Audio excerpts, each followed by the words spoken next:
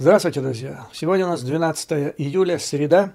Естественно, мы сегодня будем говорить о итогах закончившегося в Вильнюсе саммита НАТО, который, как предполагалось, будет историческим. Ну, таким он может и стать. И все это зависит от одной инстанции, и это банковая. Это была какая-то карусель событий, так по большому счету.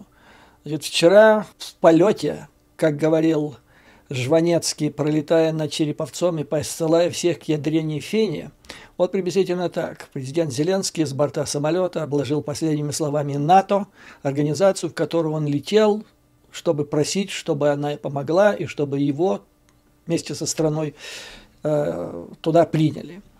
Значит,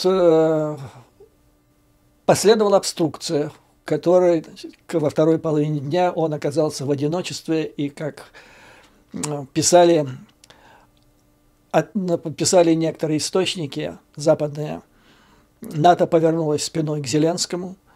На следующее утро он рассыпался в благодарности странам НАТО, произнес знаменательную фразу: «Мы цивилизованные и вменяемые люди». Тут же произошел своего рода прорыв, но потом, во второй половине дня, Зеленский опять нахамил, на этот раз министру обороны Великобритании Бену Уоллесу. Этому, если есть друзья Украины где-нибудь большие, то это Бен Уоллес, человек, которого вот эта война и то внимание, время, которое он отдавал в помощи Украине, разрушило его семью. Ну, давайте рассмотрим, что, значит, разберем в деталях, что произошло и что день грядущий нам готовит. Я вообще склонен рассматривать это событие, которое произошло, ну, как стакан наполовину наполненный водой. То есть, с одной стороны, он полупустой, с другой стороны, он полуполный.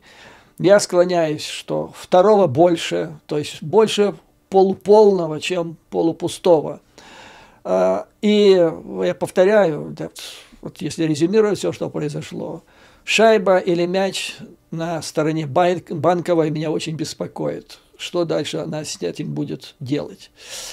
Ну, в общем, так. Я думаю, что итоги, то, что вы слышали уже, я имею в виду зрители моего канала, они не должны вас удивлять, поскольку они практически полностью совпали с тем, что мы обсуждали с вами 1,5 года, как минимум, и особенно в последних 2 видео. Я еще говорил вам, что не хотел бы быть Кассандрой, очень хотел бы ошибиться, но все произошло близко к тому, о чем мы с вами говорили. Итак, значит, что произошло? Зеленский знал, когда он направлялся в Вильнюс, что там будет происходить, и знал примерно, какие там будут формулировки в этом заключительном коммюнике. Об этом сказал еще в воскресенье, прошедшее воскресенье, Джо Байден в интервью телекомпании CBS, когда он говорил: мы говорили с Зеленским по поводу этого саммита, по поводу того, что ожидать Украине, значит, он должен все понимать. Байден тогда же и сказал, что Украина пока не достигла того этапа, когда можно ее принимать в НАТО. Также Буданов высказался в свое время в интервью в одной из западных газет, когда он сказал, что он читал черновики коммюнике НАТО. А коммюнике действительно готовится загодя, страны-участники переписываются, шлифуют формулировки и так далее. То есть, в целом, Зеленский, который долго кокетничал, то ли я полечу, то ли не полечу, а вот если хорошую формулировку дадут, я полечу, а если вот не дадут, не полечу. Короче говоря, у меня такое впечатление, что для него это, вернее, даже не для него, для его команды, это была пиар-акция. То есть, команда готовится уже к выборам, возможно. А чем она занимается в основном, так это политическим интриганством в последнее время. Но это помимо того, что они еще уводят в офшоры значительное количество иностранной помощи. Так вот, находясь на борту самолета, Зеленский послал твиттер, в который обложил НАТО последними словами, последними с точки зрения западной этики, а также принятого в политической, дипломатической жизни Запада, куда, как говорит Зеленский, он хочет привести Украину, вот, в сферах. То есть с точки зрения политической, дипломатического языка и политического, а также просто западной этики, твиттер был написан откровенно по-хамски. Значит, НАТО было обвинено в том, что она торгуется или собирается торговаться с Россией за счет Украины, в слабости, в трусости, нерешительности, ну и всем таком прочего. Сказал, что это абсурдно, недопустимо, возмутительно, что эти вопросы решаются без Украины. Хотя, какие могут быть здесь претензии, потому что это коммюнике стран НАТО, которое излагает свою позицию. Украина к этому не должна, по идее, формально иметь никакого отношения. Поэтому обсуждать эти формулировки НАТО не имело никакого основания ни по уставу, ни с точки зрения какой-либо этики. Значит, это прозвучало, когда и западные страны, в частности Соединенные Штаты, Байден, Великобритания, и даже самые твердые сторонники Украины в Альянсе, я так полагаю, то есть это так вот пишут западные газеты, в том числе французские, британские, американские. Так вот, даже целый ряд самых твердых сторонников Украины в Альянсе, они опешили от этого. Им казалось, что вот они добились, они добивались в течение предшествующих часов таких формулировок, которые они считали порадуют представителей Украины. А оказалось вот так вот. Там трусость, мягкость, предательство, в общем, кошмар. Только не сказали, что вы все козлы. Остальное там, по-моему, было все. Что касается американской делегации, то, как пишет Вашингтон-Пост, она была в бешенстве, когда они узнали об этом. Ну вот с этим, значит, Зеленский прибыл туда. И во второй половине дня был обед, на котором присутствовали все гости вместе с супругами. И вот там была фотография, которая самым красноречивым образом характеризует то, чего Зеленский добился этим демаршем. Значит, стоят все приглашенные, все участники этого саммита, спиной. Они стоят так группками, по несколько человек, оживленно беседуют с друг другом, и все они спиной к Зеленскому. Даже жена его беседует с какой-то дамой, которая тоже спиной к Зеленскому, и он стоит один, растерянный, нахмуренный. То есть вот примерно так я вспоминаю, по-моему, в Австралии. Встречали Владимира Путина, когда, значит, после того, как он совершил агрессию. Было нечто подобное. Значит, что можно сказать по поводу этого твиттера? Вообще, западная печать отмечает, что по своему содержанию, и по характеру, и по форме, и по содержанию, это послание, или этот, можно сказать, документ, он в корне категорическим образом контрастирует с теми декларациями публичными, с которыми раньше Зеленский обращался к западной аудитории.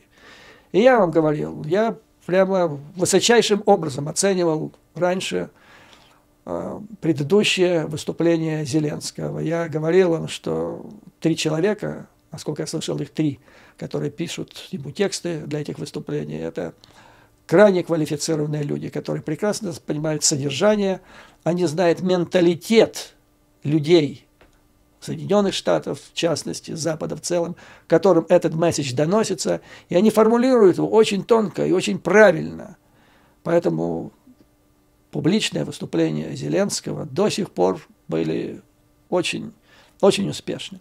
А вот это просто контраст. Такое впечатление, что писали совершенно другие люди, которые преследовали совершенно другие цели. Я могу это объяснить вот так 50 на 50.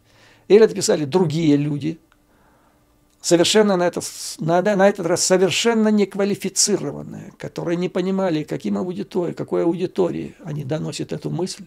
Они не понимают, каким языком можно формулировать, доносить эту мысль. Ну и, значит, форма была просто безобразная. То есть первый вариант – это не те люди, а какой-то другой человек, чрезвычайно совершенно не квалифицированный для этой работы. И если это так, то он подлежит немедленному увольнению, потому что, ну, все началось, первая часть, первая фаза, так сказать, первый акт этого номера. Но я бы назвал, то есть я уверен, что это планировалось командой Зеленского как какой-то театральный номер. Так вот, первый акт был совершенно провальным. Из-за некомпетентности. Первый вариант. Вторые 50% вероятность. Никуда не денешься. Вполне можно допустить, что Сивкович из Москвы, из ФСБ продолжает звонить в Киев, оставшимся еще в поле агентам спецслужб российских, и давать им указания, что и как нужно сделать. Потому что, я вам скажу так, если бы российские спецслужбы накануне саммита в Вильнюсе хотели совершить эффективнейшее ИПСО или активное мероприятие, вот лучше бы они это не смогли бы просто сделать. Просто не смогли, потому что это все вышло на уровень провала в первый же день. Увертюра завершилась пшиком. Ну и вместо того, чтобы, значит, как-то так изменить, некоторые американские газеты, ссылаясь на источники в делегациях НАТО в Вильнюсе, они предположили, что таким образом команда Зеленского попыталась в последнюю минуту изменить формулировки, которые, значит, уже были практически готовы для коммюнике. Но тут возникает вопрос, а чем вы раньше, ребята, занимались? Где был тот же Буданов, который должен был доложить об этих формулировках? Получалось, даже союзники, твердые союзники Украины, которые были потрясены этим твиттером, они считали, что они сделали хорошую работу. То есть, получается, даже они не знали, что же хочет Банковая. А почему с ними не вели работу? То есть столько вопросов возникает, что просто теряешься. Ну, хорошо, значит, прозвучал, то есть подозрение было на Западе, что таким образом в последнюю минуту неуклюжим, жестким давлением, пролетая над Череповцом, команда Зеленского решила изменить формулировки коммюнике НАТО. Если это был такой план, то ну, это просто кошмар. Я просто развожу руками, и я удивляюсь, там, кто и как руководит вообще внешней политикой этой страны. Хотя я догадываюсь, потому что всем в Украине, ну, по всяком случае, внешней политикой руководит человек, который 10 лет назад руководил сетью нелегальных пивных и сигаретных ларьков в городе Киеве. Поэтому в его бурной голове вполне могла сложиться вот такая авантюра. Но, значит, в результате провал, потому что вскоре после того, как прозвучал этот твиттер, появилось это коммюнике, в котором, значит, исходя из которого формулировки оказались еще хуже, чем на то надеялись в Киеве, в том числе аналитики, эксперты, средства массовой информации, которые широко обсуждали предстоящее событие. То есть, если там раньше еще шло обсуждение, что тут, или приглашение, или скажите, когда вы точно нас примете, то вот эта формулировка, когда примут Украину, хуже, вернее, есть хуже. Хуже это никогда не примем НАТО. Это вот самое худшее, слава богу, что ее не было. А вторая, это та, которая была принята. Когда созреют соответствующие условия, и когда к консенсусу придут члены Альянса. Но если учесть, что среди членов Альянса присутствует Венгрия, то это значит никогда, во всяком случае, пока на Банковой сидит вот эта администрация. Вот что мы должны понимать под этой формулировкой. Пока не созреют условия и пока не будет консенсуса. А условия, вы понимаете, одно дело на плане, когда в плане написано пункт 1, пункт 2, так 3 ты в план выполнил, положил на стол, вот я все это сделал. А когда это так чисто эмпирически, так сказать, философски, каждый из членов НАТО будет оценивать, созрели условия, не созрели условия, у каждого своя специфика, то это значит в весьма туманном будущем. Короче говоря, как я сказал в предыдущем видео, выступление команды с Банковой, я скажу так, это команда ОПУ, в Вильнюсе закончилась полным провалом. Пока она находится на Банковой, Украине НАТО не видать. Но это не значит, что это плохо. Сейчас я вам объясню, мы все поймем. Может быть, это даже хорошо. Итак, значит, некоторые ухватились за идею, что ПДЧ отменили. О, классно, все, теперь будет быстрее. Ничего подобного. Значит, чиновники НАТО собирались отменять ПДЧ еще задолго до этого саммита. И не для того, чтобы ускорить прием команды этой ОПУ в НАТО, не для того, чтобы ее ускорить, а наоборот, чтобы лишить ее возможных лазеек, при помощи которых она могла бы пролезть в это НАТО. Что имеется в виду?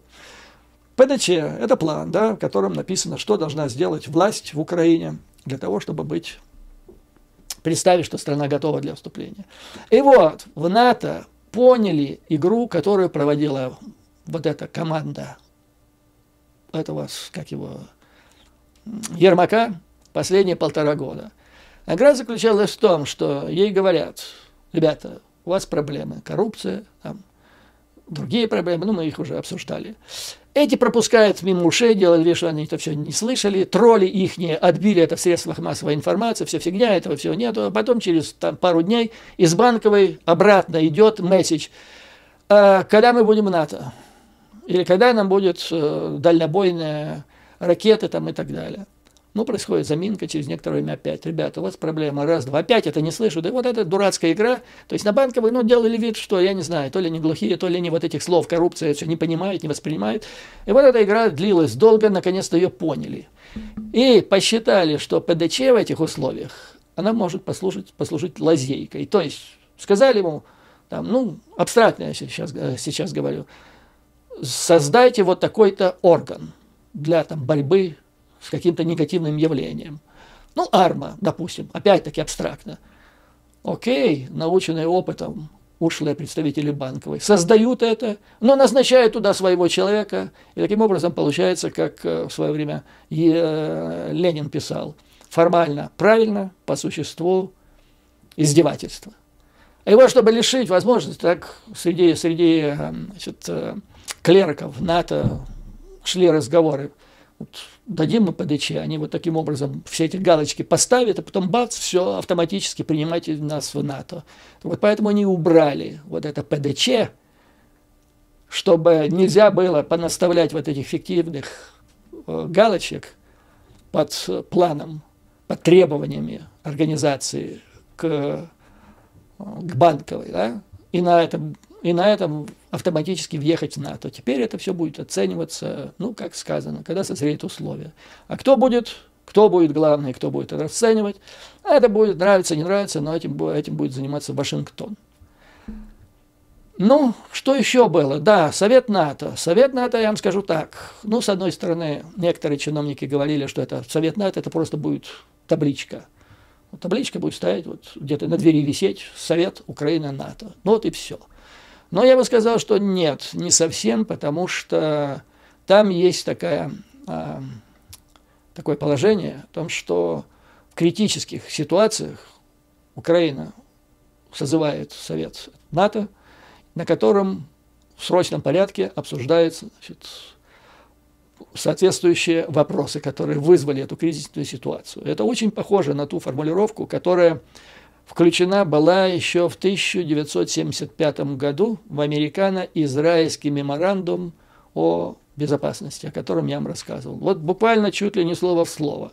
Причем это было один из самых важных там положений, что в случае возникновения опасности Израилю тут же созывается Совет Израиль, Соединенные Штаты Америки, и дальше там обсуждаются вопросы. Поэтому, в принципе, этот Совет может играть конструктивную роль, если ребята из ОПУ не перестанут валять дурака, а наконец-то станут, значит, на правильный путь. В коммюнике появилось, с моей точки зрения, нечто новое. Там несколько раз появилось слово «безопасность». То есть, если говорить о войне, о агрессии России против Украины, здесь надо говорить о обороне. Если речь заходит о безопасности, то я считаю, это вопрос о безопасности для Украины со стороны проникновения российской агентуры. В общем-то, там так и говорится, так по большому счету, если посмотреть, какие условия поставлены перед Украиной. Это, мы ее знаем, коррупция, затем безопасность – это агентура, ну и вот для меня неожиданно, но это, наверное, это заслуга ОПУ за последние 1,5 года, что через 30 лет после развала Советского Союза и возникновения независимой Украины демократизация ставится на первое место. Тем самым посылается, да ну какой сигнал, уже совершенно ясно, что ту систему, которую создали последние 1,5 года, она не имеет ничего общего с демократией. Но тем не менее, тут не требуется ничего невероятного. И если это по деталям рассмотреть, а мы все эти пункты, ну, за исключением демократизации, мы в деталях это не обсуждали. А вот если взять 2 других пункта, мы в деталях их объясняли, что это необходимо прежде всего Украине и ее народу, если страна хочет стать процветающей, независимой, суверенной. И вот это единственное, что нужно сделать. 3 пункта, не надо там ПДЧ, ничего особенного. Привести в порядок, конституционный порядок, то есть отобрать от ОПУ те полномочия, которые этот офис незаконно, антиконституционно себе присвоил, и отдать его в те органы власти, которые должны осуществлять, вернее, органы управления, которые должны осуществлять это по законам. Ну и, безусловно, решить вопрос с коррупцией и со шпионами. Не так сложно, нужно просто захотеть это делать.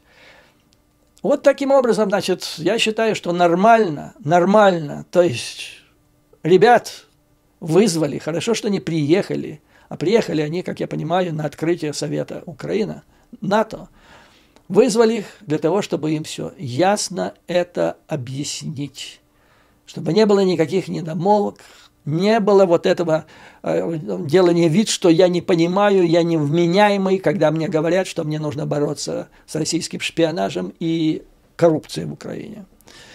То есть, если раньше еще вот ввелась это 1,5, я был, откровенно говоря, в замешательстве, когда вот так это все происходило. Им говорят одно, они делают вид, что это не слышат, и тут же требуют. А когда нас включат в НАТО, эта дурацкая игра длится уже более 1,5 лет. Вот историческое значение этого саммита НАТО, с моей точки зрения, заключается в том, что на этом поставлена точка. Сейчас пойдет разговор по-взрослому. Если вы хотите в хату НАТО, вы должны туда приехать по своему, вернее, по уставу этой организации. Потому что, ну вот если посмотреть, так образно говоря, я вот пытался это все объяснить, это Твиттер Зеленского, и у меня складывалась какая-то сумасшедшая картина. Ну, представьте, село. Живет там человек в своем доме, нападает банда, поджигает хату, хочет его убить. Он бежит в другое село к своему знакомому, бежит туда, чтобы попросить, чтобы сосед его приютил раз, защитил от бандитов 2, дал ему много денег, чтобы он отстроил свою хату 3, дал ему оружие, чтобы он позволил, значит, защититься от бандитов, и много техники, и желательно еще Мерседес, потому что ему нужно тещу, у нее повышенное давление, нужно регулярно возить ее в больницу. И вот он с этим набором пожеланий бежит от врага к своему, значит, знакомому, и в то же время через мегафон орет на всю округу, что этот его знакомый последний козел, у него масса недостатков, он и трус, он и подлец, и вообще он не хороший человек, потому что если бы он был хороший, то он взял бы свое оружие и прибежал его там защищать и спасать его хату. Ну вот где-то так вот примерно. И так этим закончился первый день. Вечером, как я вам сказал, ужин, Зеленский в одиночестве, все к нему спиной. На следующее утро Зеленский был уже другим человеком.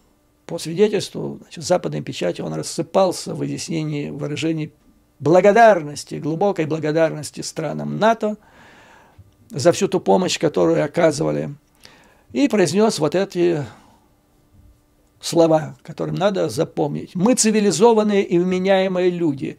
То есть, вы представляете, я не могу себе представить вот того же Сунака, или Макрона, или Байдена, который бы на таком крупном международном форуме произносил вот эту фразу.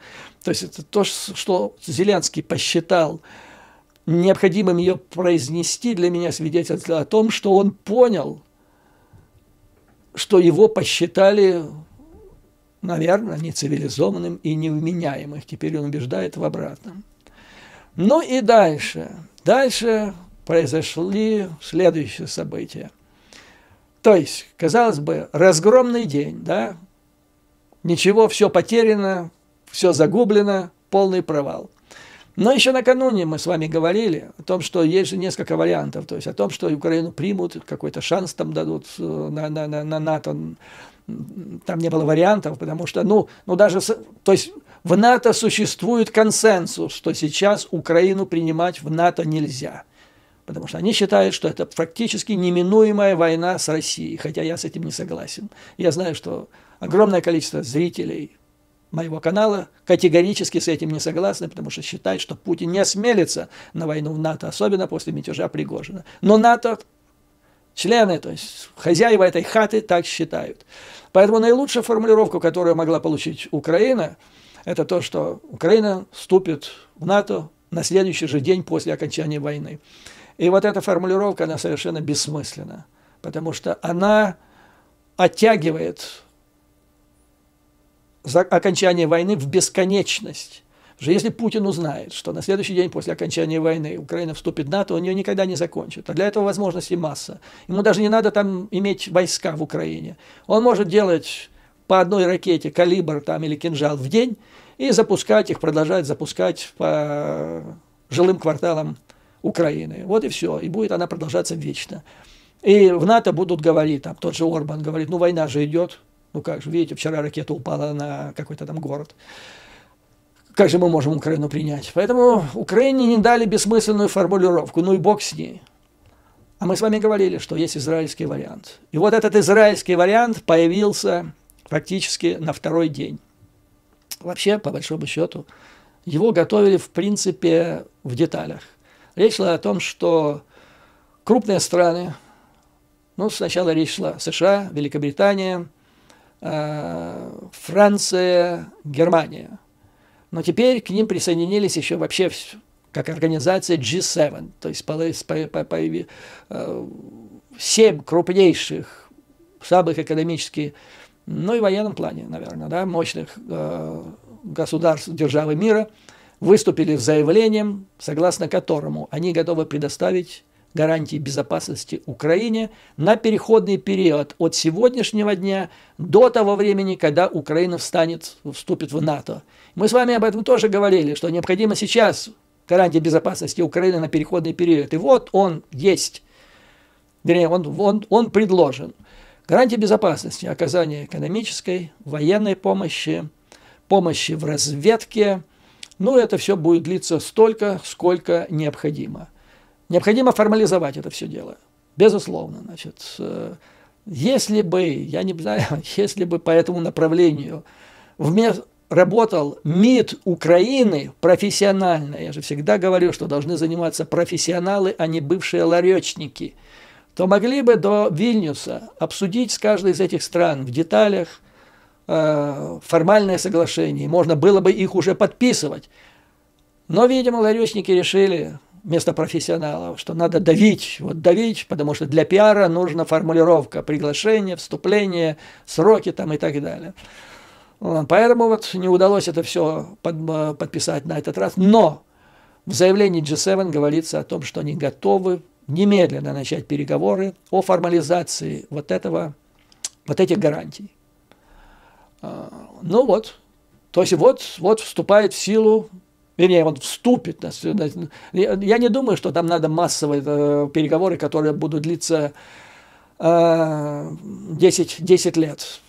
Уже есть наработаны в международной практике меморандумы между Израилем и Соединенными Штатами Америки, а их после 1975 года, они каждый какой-то промежуток времени, они обновлялись. Последний, по-моему, был в 2019 году, согласно которому на 10 лет Израилю выделяют 38 миллиардов долларов до 2028 года.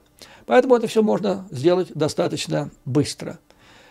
Ну вот, собственно говоря, на чем... Да, тут же президент Зеленский разразился радостными возгласами о том, что, цитирую, делегация Украины привезла домой значительную победу в области безопасности для Украины. Я тоже считаю, что это очень и очень серьезный результат. Только надо довести его до ума. Довести до ума. И я думаю, что сейчас, когда уж, то есть... Банковой было объяснено, что валять дурака больше вариантов не будет. Или мы говорим это серьезно, или, ребята, решайте, как вы дальше будете жить. Кстати, по этому поводу, значит, еще Бен Уоллес. Бен Уоллес выступил, вы знаете... Кто такой Бен Уоллес, министр обороны Великобритании, самый большой друг Украины, если можно так сказать, человек, который, он личную жизнь разрушил ради того, чтобы оказать всемирную помощь Украине в отражении российской агрессии. И он же в интервью нескольким британским газетам, которые появились сегодня, дал интервью вчера под влиянием этого твиттера, который он прочитал, твиттера Зеленского. Он сказал, значит, высказался, несколько мыслей у него было. Мысль первая, что, ребята, вы все-таки должны как-то так чувство благодарности испытывать за то, что вам уже дали. Вам никто ничего не обязан, по большому счету. Люди отдают то, что они сделали, произвели. Это ихнее имущество. Они вам это все передают. Можно было бы так, чисто по-человечески сказать спасибо, хотя не это самое главное. Самое главное, что вам надо вести себя так, чтобы вот группа людей на Капитолийском холме в Вашингтоне понимала, что вам надо помогать, и чтобы они хотели вам помогать. Слушайте, это говорит один из самых больших друзей Украины на Западе, который прекрасно понимает англосаксонский менталитет. То есть он не стал использовать такие слова, которые, мог бы использовать в ответ на ответ Зеленского. Но главная мысль, которую я прочитал, это не хамите публично. Не надо это делать. Это самоубийственно, это контрпродуктивно. И он вспомнил, как он ехал в Украину однажды. Поездка заняла 11 часов всего с самолетом, поездом и так далее. Вот он приехал, 11 часов. Первое, что ему сделали, ему в зубы всунули список того, что Британия должна поставить Украине. Видимо, там ни спасибо не было, ничего. Знаете, валите обратно. Вот так он. То есть меня убил. Если бы любой другой это сказал, я бы не обратил на это внимания, но когда это говорит Майкл Уоллес, это уже колокольный звон, это набат. Проснитесь же, наконец-то, что ж вы делаете? За вами же страна, за вами люди. У вас идет жесточайшая война, перестаньте детством заниматься. Но сегодня по этому поводу Зеленский, который с утра вроде бы исправился, и все хорошо, он по этому поводу сказал, что ж мы теперь его будем каждое утро, каждое утро будем его благодарить. Да не надо ему благодарить каждое утро, но если он не будет больше так в ответ на это заявление биться за интересы Украины, то это будет только против Украины. Короче говоря, опять-таки, господа, что я могу вам сказать? Да, еще важнейшее событие, которым я хочу с вами, вернее, не событие, а возможность, которой я хочу с вами поделиться, которое витает в кругах НАТО. Вот это двусторонние договора о безопасности, которые заключит сейчас каждая из стран G7 с Украиной, И я вам говорил в предыдущем видео, что это может быть лучше, чем НАТО, потому что пока в НАТО сидит Орбан, надеется, что НАТО спасет Украину, 100% гарантии никто не даст. Я вам буквально там разжевал все это. А вот когда двусторонние отношения, двусторонние договоры, это совсем другое дело. Тут все зависит от... Вот сидит перед тобой человек, и ты с ним решаешь этот вопрос, и смотришь ему в глаза, а он смотрит в твои глаза. Но есть еще у Израиля, и мы с вами обсуждали, я вам рассказывал в предыдущем видео, в его концепции, в системе безопасности есть золотой ключик. Или есть нечто, с чем нельзя спорить, что, безусловно, останавливает агрессора.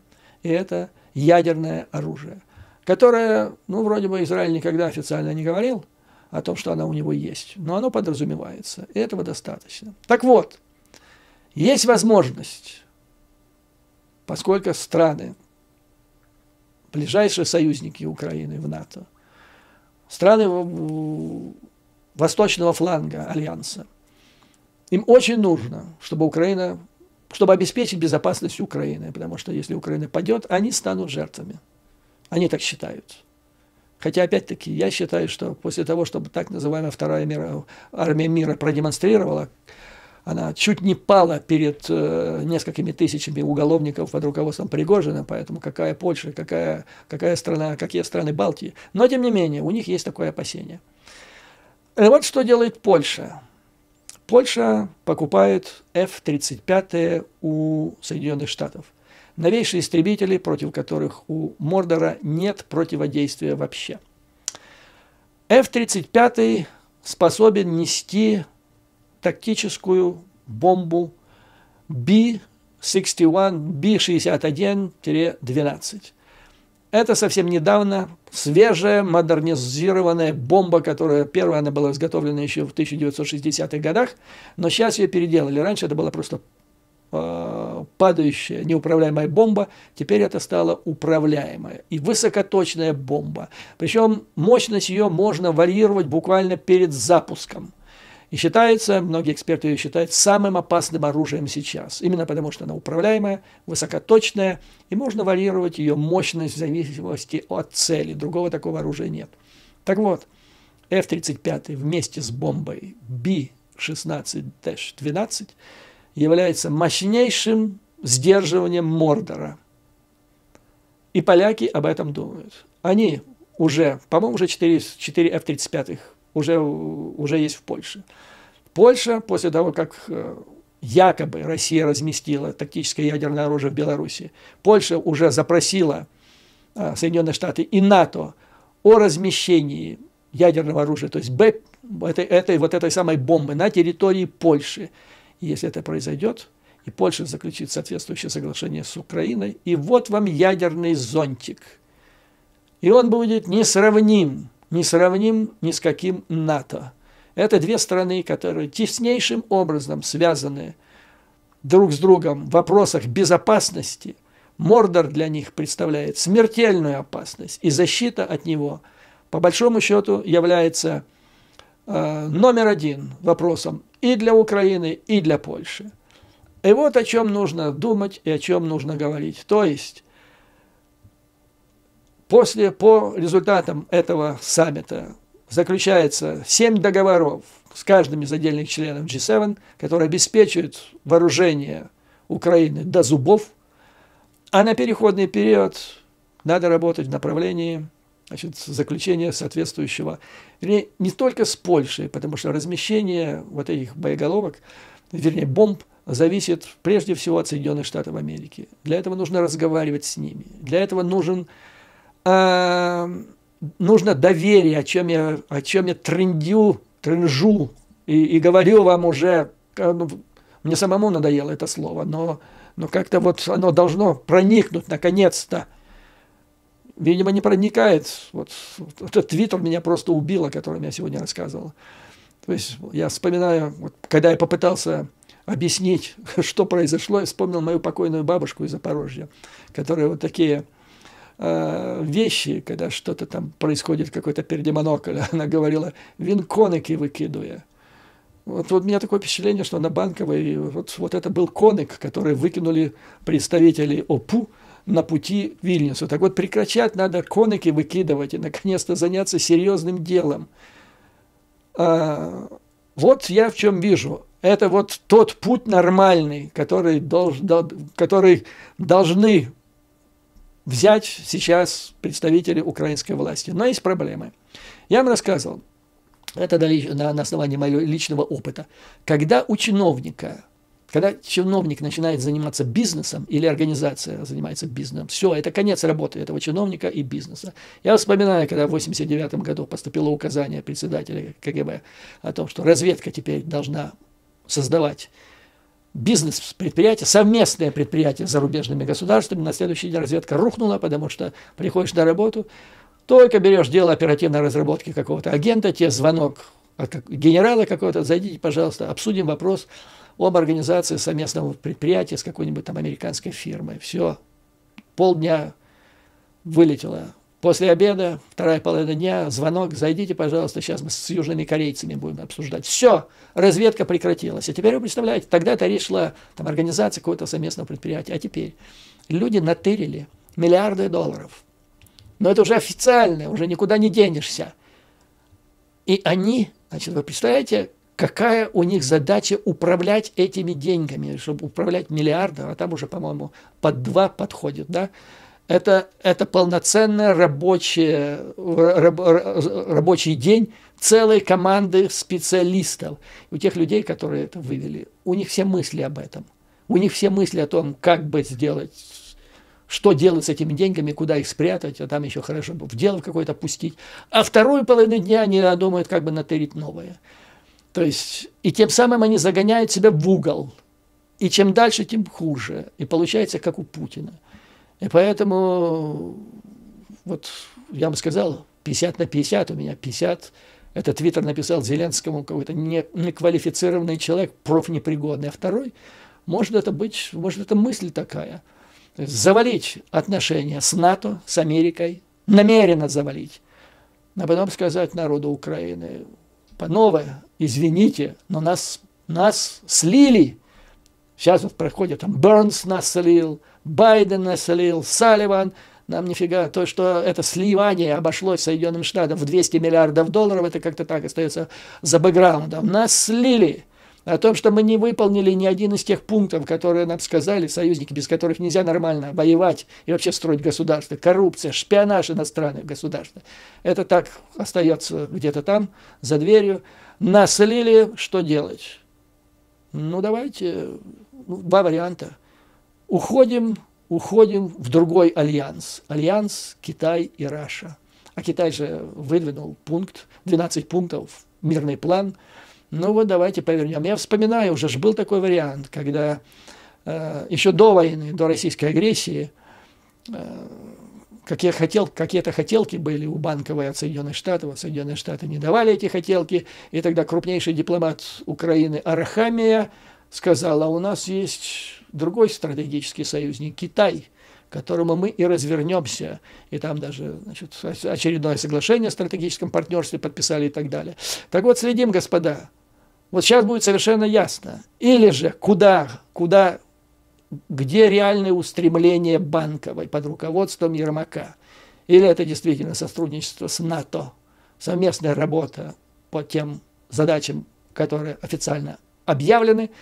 Или же это вот ход конем для того, чтобы слить это сотрудничество и переметнуться в другой так называемый альянс. То есть альянс, в котором Китай, у него вассал Путин, а под Путиным будет там Ермак или кто там, Арахамия там и так далее. То есть вассал вассала. Но в этом варианте легко, вернее, не то, что легко, но можно использовать стыренные миллиарды. А вот как они будут использованы в рамках сотрудничества с НАТО, это большой вопрос. Поэтому, господа, да, вот, кстати, когда, значит, с утра вчера обсуждался вопрос о том, что, то есть, украинская делегация, она даже не знала, что будет в заявлении G7. Хотя, сколько мы с вами говорили о израильском варианте, немало. И должны же были знать это в Киеве. И в МИДе наверняка знали. А вот на Банково это нифига не знали.